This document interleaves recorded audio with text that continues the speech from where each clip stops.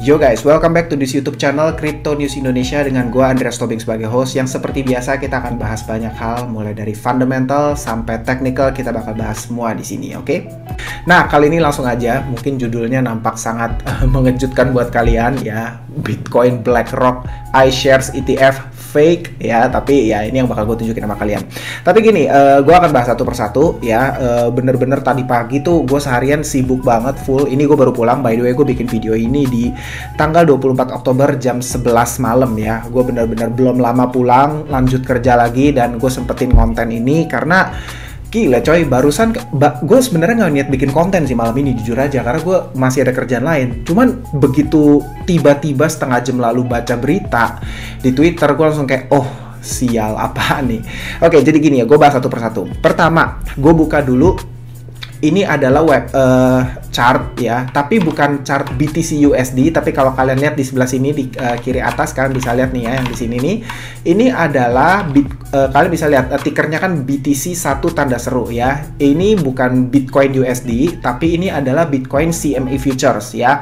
Gue pernah bahas ini dari 1-2 tahun lalu lah ya. Udah lama dari sejak gue bikin teori tentang kenapa Bitcoin punya potensi ke 10.000 gitu ya.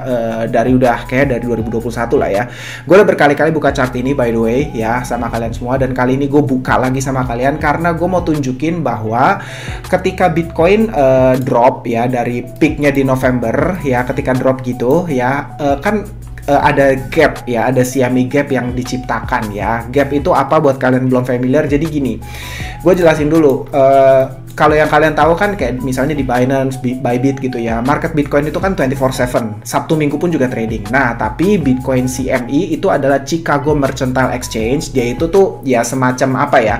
Ya semacam Binance lah ya, semacam tempat untuk kalian bisa jual beli Bitcoin. Tapi ini tuh sebetulnya adalah ETF-nya ya. Jadi bukan actual spot Bitcoin kayak kalian bisa beli fisiknya, tapi sebetulnya exchange trade fund-nya itu tuh kayak ya ETF, gimana bilangnya, itu pasar turunan. Jadi bukan actual produknya yang kalian beli, tapi harganya ngikut gitu. Nah, yang menarik adalah gini, ETF ini ya, Bitcoin CME ini itu tuh Sabtu Minggu tutup ya. Jadi dia itu operate Senin sampai Jumat dan ada jam perdagangannya sama lah kayak di bursa saham ya, dari jam 9 sampai jam 3 gitu ya.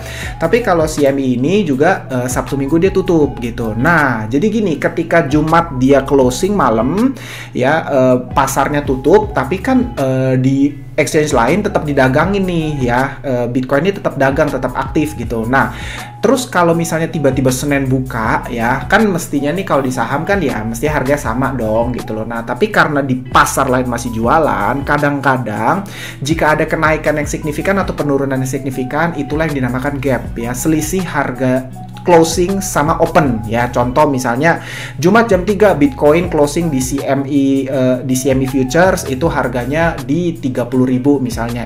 Senin pagi ada gejolak di market, tiba-tiba turun ke 25, ya itulah yang namanya CME gap, kira-kira gitu ya.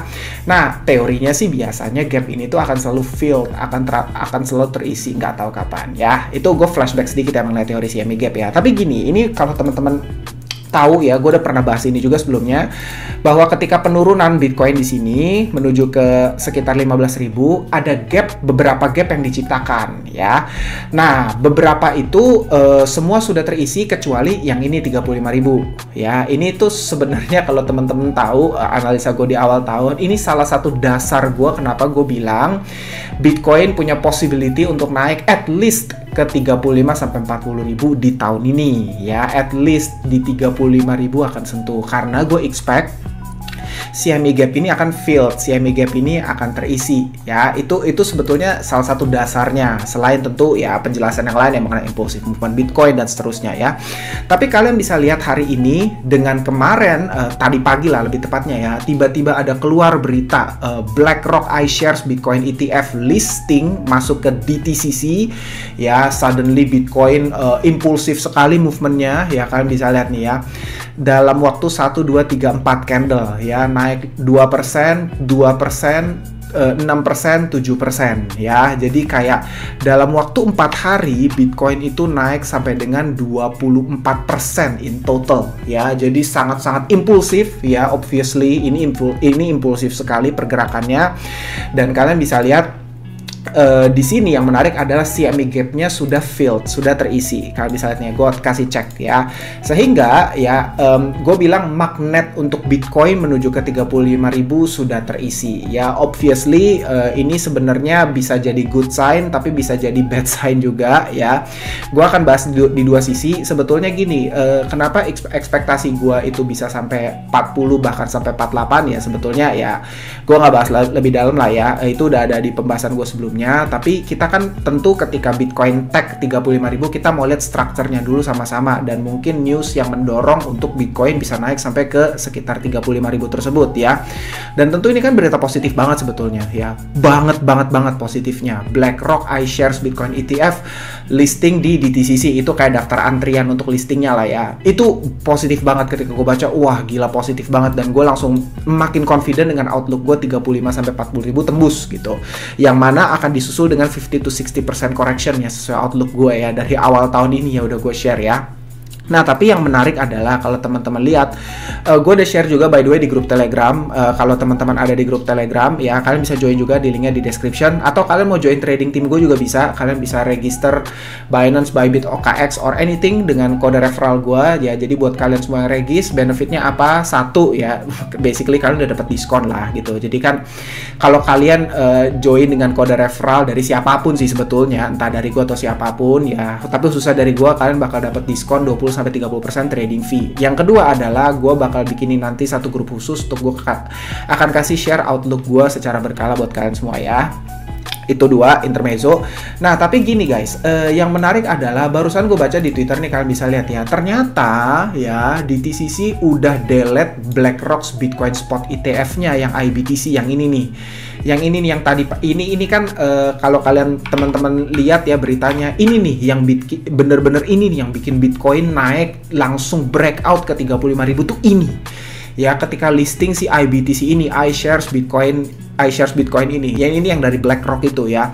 Tapi lucunya adalah tiba-tiba listingan ini tuh hilang. Nih kalian bisa lihat di slide sebelahnya tuh. Yang tadinya ada IBRN, IBTC, IBTD, tiba-tiba tinggal IBRN dan IBTD. Intinya listingannya hilang. Ya nah terus lucunya ya, tadi gue udah sempet buka by the way situsnya, gue udah screenshot dan gue udah share ke grup Telegram. Ini hilang ya, confirm. Gue udah lihat sendiri ke websitenya, tapi sekarang ini websitenya nggak bisa diakses. Kita coba lagi ya, kita coba refresh. Apakah bisa diakses? Masih nggak bisa diakses. Gue nggak ngerti gimana ceritanya, tapi intinya sekarang websitenya nggak bisa diakses ya. Gue nggak tahu apakah akan ada revisi atau apakah tiba-tiba nanti setelah website ini refresh muncul lagi. Gue nggak tahu ya, by the way, di saat gue bikin video ini soalnya nggak bisa. Tapi yang jelas barusan banget gue buka ya, itu kayak like 15-20 menit lalu. Kalau teman-teman lihat ya di Telegram tuh 2242 gue kirim ya, itu nggak ada ya, tiba-tiba missing, tiba-tiba hilang ya, IBTC-nya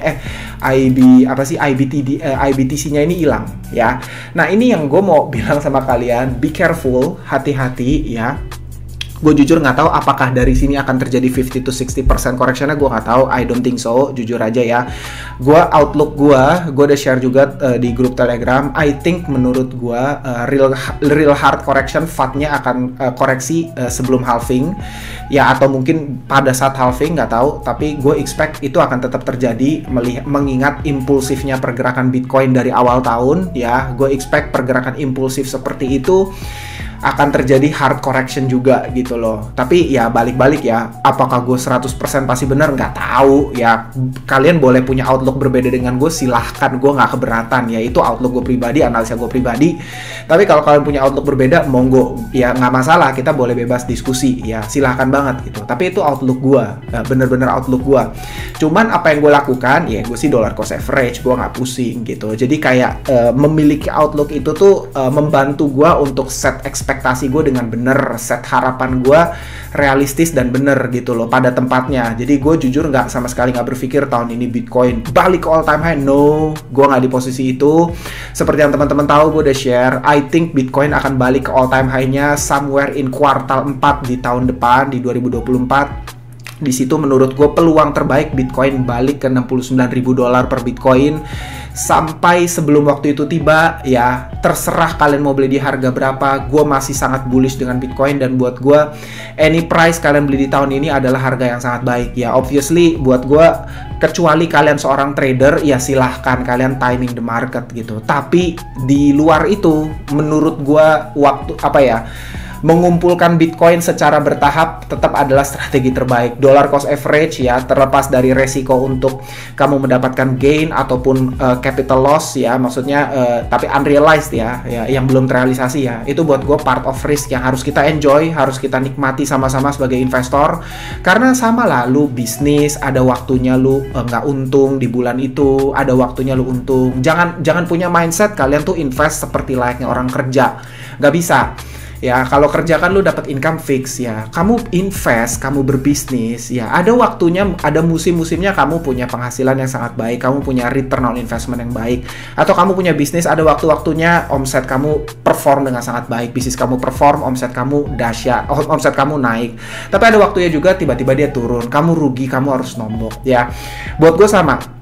Kalian harus bisa enjoy perjalanan itu as an investor, ya. Dan seperti yang gue bilang, outlook gue jelas, ya. Kalau teman-teman ngerti, there is no easiest asset menurut gue untuk saat ini. Mau saham, mau bonds, mau obligasi, ya. No. Kalau kalian ngerti makro dan kalian ngerti Bitcoin bener-bener, kalian nggak akan tertarik dengan aset lain, ya, selain daripada Bitcoin, ya. Kalian nggak akan gitu tertarik, ya. Kalaupun kalian beli yang lain itu cuma buat iseng gitu. Gue sendiri 90-95% saat ini posisi gue di kripto, nggak ada yang lain, ya. Gue masih ada di saham 5-10%, itu pun memang saham-saham yang kayak gue kenal ownernya, gue ya gitulah, yang kayak gitu aja gitu. Tapi overall gue bener-bener heavy on Bitcoin.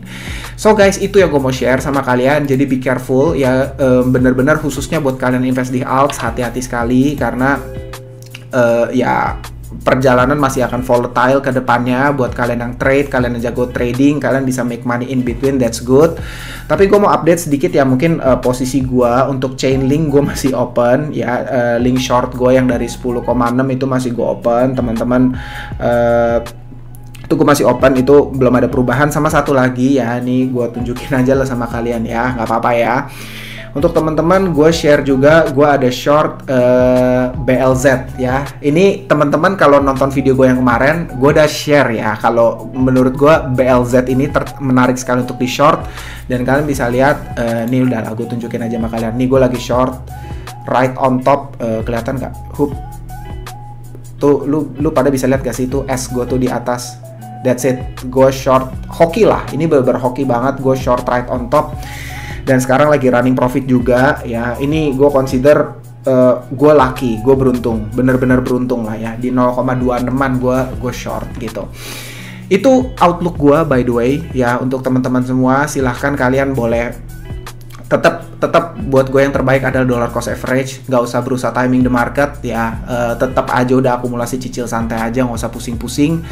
Itu tetap jadi strategi terbaik. And kalau kalian ada pertanyaan, let me know, silahkan bisa discuss di komen. Oke? Bye-bye, see you on next video. Dadah, God bless you all.